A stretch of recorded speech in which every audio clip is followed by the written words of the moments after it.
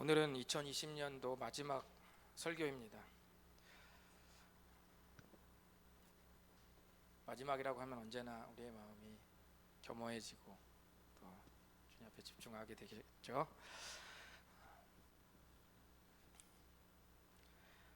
코로나19는 우리 모두에게 시련을 줬습니다. 이 시기에 많은 작은 교회가 코로나가 안겨준 이 시련을 버티지 못하고 문을 닫았다는 이야기도 들었습니다. 재정적인 문제로 그렇게 된 경우도 있을 것이고, 모이지 못하는 시기 동안 얼마 되지 않는 성도님들이 큰 교회 온라인 예배로 유입이 되면서 교회가 문을 닫게 된 경우도 있고 다양할 것입니다. 그 또한 하나님의 섭리 속에 합력해서 선을 이룰 과정이 또 그 교회 나름대로 될 수 있다고 생각합니다. 코로나19는 모든 교회에도 그렇겠지만 다시 사는 교회에도 시련을 주었습니다. 그럼에도 불구하고 악조건 속에서 다시 사는 교회가 건재하고 여전히 이 지역에서 사역을 계속할 수 있었던 것은 교역자님들과 성도님들이 함께 했었기 때문이라고 생각합니다. 진심으로 감사를 드립니다. 온오프라인으로 예배를 드리는 모든 분들 서로의 머리에다 좀 이렇게 쓰다듬어 주시면서 너 참 수고했다, 너 참 잘했다라고 좀 머리 바르신 분은 그냥 놔두시고요. 마음속으로 이렇게 쓰다듬어 주시면서 스스로를 좀 격려해 주시면 좋겠습니다. 그리고 하나님께서 2020년 한 해를 꽉 잡아 주신 그 주님께 모든 영광을 올려드립니다. 주님이 주신 은혜가 이 애매모호한 이 모든 상황을 합력해서 선이 되게 하시는 것으로 저는 믿습니다. 우리 주님께도 좀 박수로 감사를 표현했으면 좋겠습니다. 주님이 누가 크게 쳤나 작게 쳤나 다 지금 보셨어요.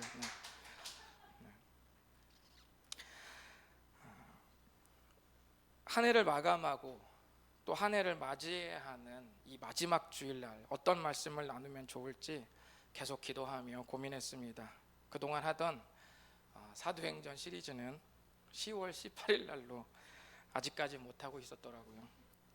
기억 저편으로 떠나버린 불쌍한 사도행전을 하기도 좀 그렇고 해서 고민하던 어떤 걸 말씀을 전할까 고민하던 어느 날 제가 사람들의 카톡 프로필 사진을 보고 있었습니다. 제 취미거든요. 지인들의 카톡 사진을 프로필 사진을 보는 게 제 취미입니다.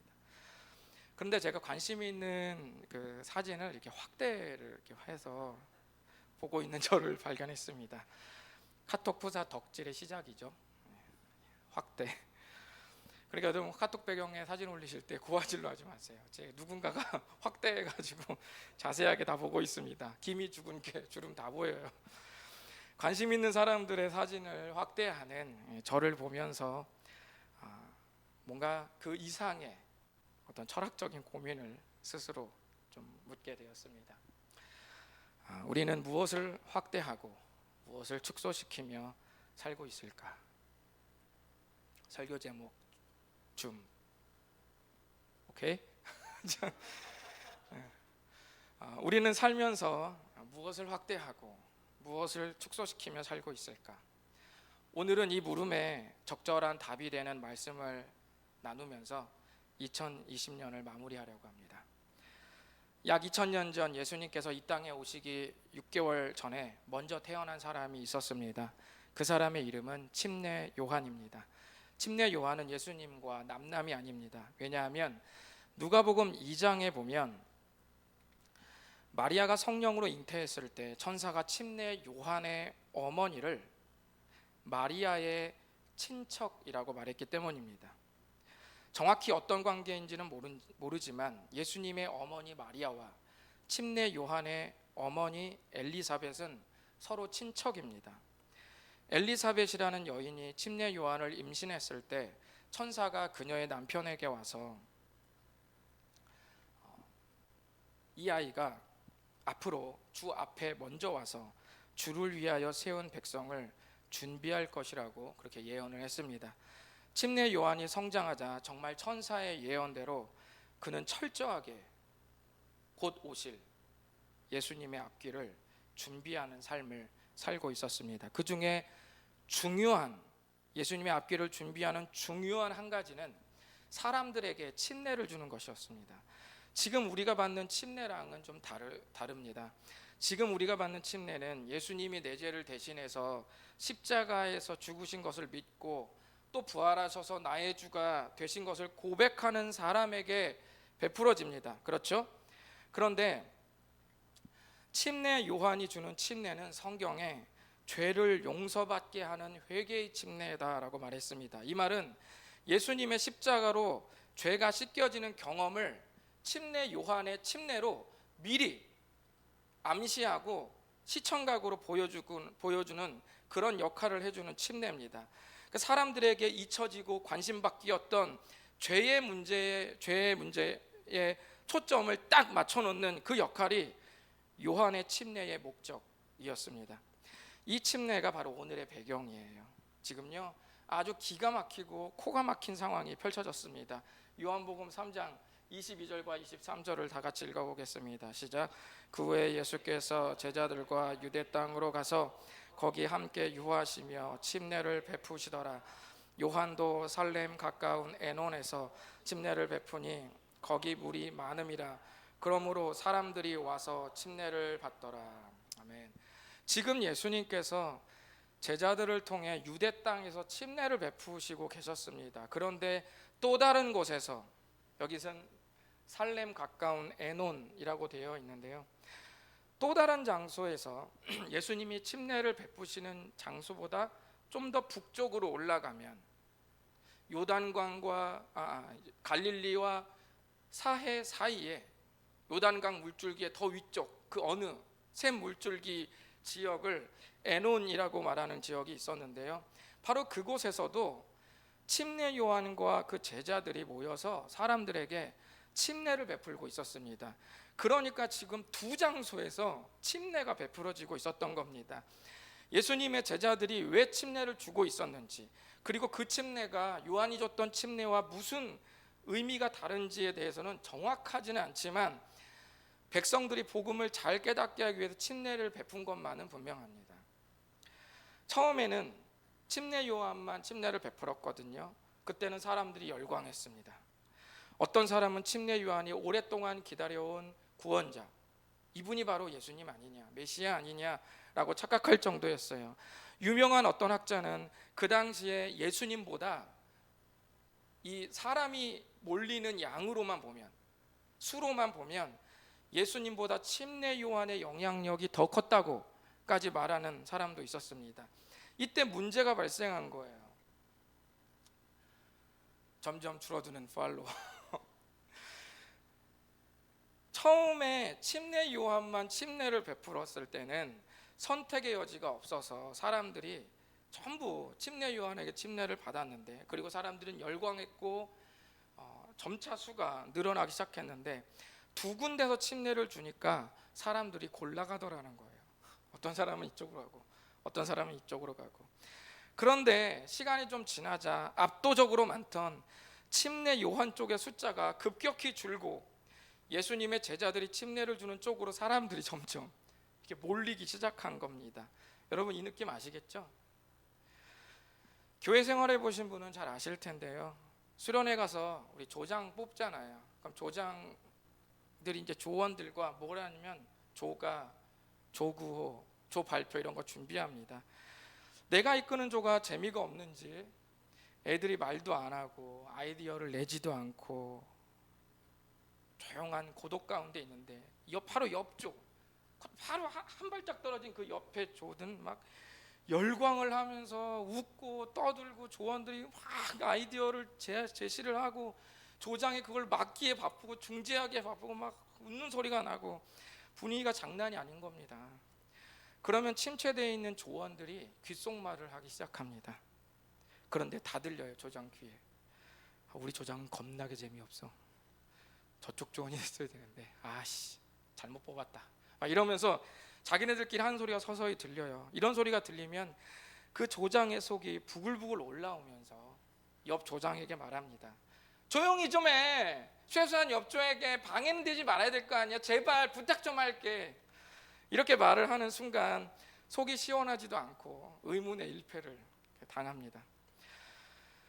침례 요한의 제자들이 아마도 이런 종류의 비슷한 어떤 감정이었던 것 같습니다. 제자들은 자기들의 스승인 침례 요한에게 이렇게 말합니다. 우리 한번 읽어보실까요? 시작. 그들이 요한에게 가서 이르되 랍비여, 요단강 저편에 있던 이 곧 선생님이 증언하시더니가 침례를 베풀매 사람이 다 그에게로 가더이다. 사람이 다 그에게로 가더이다. 스승님, 사람들이 다 저리 가고 있어요. 어떻게 좀 해보세요. 그때 침례 요한이 말합니다. 읽어봅니다. 시작. 내가 말한 바 나는 그리스도가 아니요 그의 앞에 보내심을 받은 자라고 하는 것을 증언할 자는 너희니라. 침례 요한은 그 현실을 제자들과는 조금 다른 각도로 보았습니다. 얘들아, 나는 구원자가 아니다. 너희들의 역할은 스승인 나를 드러내는 것이 아니라 내가 늘 말해왔던 그분을 확실하게 드러내도록 증언해야 할 사람들이 바로 너네가 아니겠니? 라고 이렇게 말했습니다. 그러면서 제자들이 간구한 중요한 핵심 하나를 다시 한번 이렇게 말했습니다. 읽어보실까요? 시작. 신부를 취하는 자는 신랑이나 서서 신랑의 음성을 듣는 친구가 크게 기뻐하나니 나는 이러한 기쁨으로 충만하였노라. 아멘. 이 비유가 여러분 기가 막히지 않나요? 제자들로 하여금 스승인 자기가 무엇을 추구하는지와 현재 자기의 마음 상태를 표현하는 최고의 비유라고 생각합니다. 여러분 정말 사랑하는 친구가 결혼하는 날 예식장 가잖아요. 예식장 갈 때 여러분 풀매하고 나름 좋은 거 원피스 골라서 안 입던 거 입고 가잖아요. 또 형제들도 안 입던 양복 입고 넥타이 하나 사서 멋지게 하고 가잖아요. 물론 지금은 특별한 상황이라 제한을 받지만 우리가 코로나 이전이라고 생각해 보자고요. 갈 때 나름 단정하게 좋은 옷 골라 입고 갑니다. 하지만 자기가 거기서 주인공이라고 생각하는 사람은 아무도 없습니다. 신랑과 신부가 주인공이죠. 거기서 친구가 신부를 맞이하며 아주 행복해하는 그 모습을 보면서 절친들도 어때요? 정말 축하해주고 기뻐하잖아요. 요한이 제자들에게 말합니다. 나는 지금 그 기쁨으로 가득 찼어. 그러면서 위대한 명언을 우리들에게 남겼습니다. 이 구절은 큰 소리로 한번 꼭 읽어볼 필요가 있습니다. 시작. 그는 흥하여야 하겠고 나는 쇠하여야 하리라 하니라. 나는 흥하여야 하리라는 말씀을 잘못 읽은 거 아니죠? 나는 흥하여야 하겠고 그분은 쇠하여야 하리라. 잘못 읽은 거 아니잖아요. 저는 이 말씀 너무 좋아해서 고등학생 때, 대학생 때 책에 써놓고 그러고 다녔습니다. 물론 살기는 반대로 살았지만은 신앙생활 초기에 어떤 이 말씀이 저에게 뭔가 이 망치를 10번은 넘게 때리는 어떤 그런 늘 말씀이었습니다. 침례 요한은 자신의 인생의 바람을 이렇게 고백했습니다. 그는 흥하여야 하겠고 나는 쇠하여야 하리라. 인생을 살면 살수록 그분은 점점 내 인생에 꽉 차고 나는 점점 작아지는 삶을 살고 싶다고 고백했습니다. 나는 점점 조연이 되어가고 그는 점점 주인공이 되어가는 삶을 살고 싶다고 했습니다. 세상은 끊임없이 우리를 경쟁심으로 교묘하게 부추깁니다. 여러분, 누군가 부추겨져서 경쟁에 오른 이 양강구도, 이런 구도가 되면 아주 사람을 미치게 합니다. 간접 PPL 아닙니다. 꼭 필요해서 한 거예요. 제가 그 내영혼의 홈트 9번째 영상을 할 때 제목이 당신의 라이벌을 인정하세요였거든요. 이 묵상을 제가 밴드에 올릴 때 저의 오랜 친구인 이창규 목사님과의 스토리를 제가 오픈한 적이 있었습니다. 그와 나는 대학교 시절부터 신학대학원을 입학하는 그 오랜 기간 순간까지 신앙의 라이벌이었어요.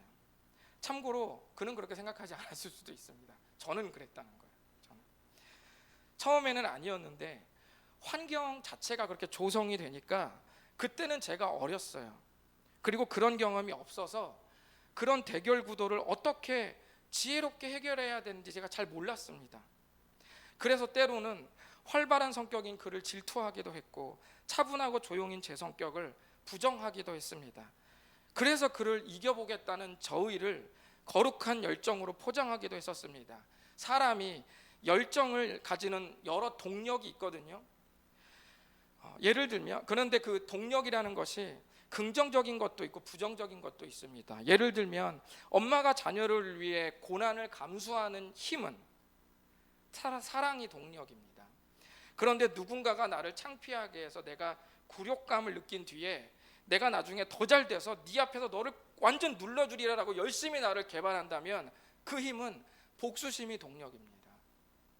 나를 변화시키는 동력은 사랑, 거룩, 선한 가치 추구 같은 긍정적인 동력도 있지만 경쟁, 복수, 분노 같은 부정적인 동력도 있습니다. 세상은 이따금씩 우리를 부정적인 동력으로 열심을 내도록 자극합니다. 교회도 종종 이런 방법을 쓰는데 그런 식으로 그리스도인을 열심내게 만들면 나중에는 그 공동체가 큰 어려움을 겪게 됩니다. 왜냐하면 그런 방법은 예수님의 방법이 아니기 때문입니다. 우리는 다시 사건의 오늘 말씀 현장으로 한번 가봐서 어떤 인물들이 나의 마음을 대변하고 있는지 살펴봐야 합니다. 유명한 성경학자 톰 라이트는 이 대목에서 모든 그리스도인들에게 이렇게 물었습니다. 당신은 이 장면에서 어디에 있는가? 침례 요한의 답변 속에 내가 있는지, 아니면 은근한 질투에서 비롯된 경쟁에 불타오른 침례 요한의 제자들 속에 내 마음이 껴있는지 살펴볼 필요가 있습니다. 어떤 분은 목사님 저는 질투 같은 게 별로 없는데요 라고 생각하실 수 있는데 아니요, 저는 질투 얘기를 하는 게 아닙니다. 내가 확대된 상태에서 생산되는 여러 불량품 중 하나가 질투라는 말입니다. 불량품 종류는 많습니다. 여기서는 질투였어요. 그러나 나에게는 뭐가 생산되는 건지 뭐가 생산될지 잘 모릅니다. 그래서 침례 요한이 제자들에게 마지막으로 말할 때 우리는 질투하지 말아야 한다. 나는 질투하지 않는다고 가르친 것이 아니라 나는 쇠하여야 하겠고 그는 흥하여야 한다는 더 본질적이고 더 근원적인 통찰의 고백으로 우리 모두에게 선언한 것입니다. 코로나19로 덮여진 2020년도를 힘겹게 살아온 여러분 모두에게 진정한 마음을 담아 수고하셨다고 박수를 쳐드리고 싶습니다. 그런데요, 이놈의 코로나가 없어져야 되는데 2021년도가 시작되어도 위험 단계만 좀 바뀔 뿐 계속될 것이 분명하기 때문에 이제 우리는 어떤 대안들이 좀 있어야 합니다. 코로나 때문에 자주 사용되는 용어 중에 New Normal이라는 말이 있습니다.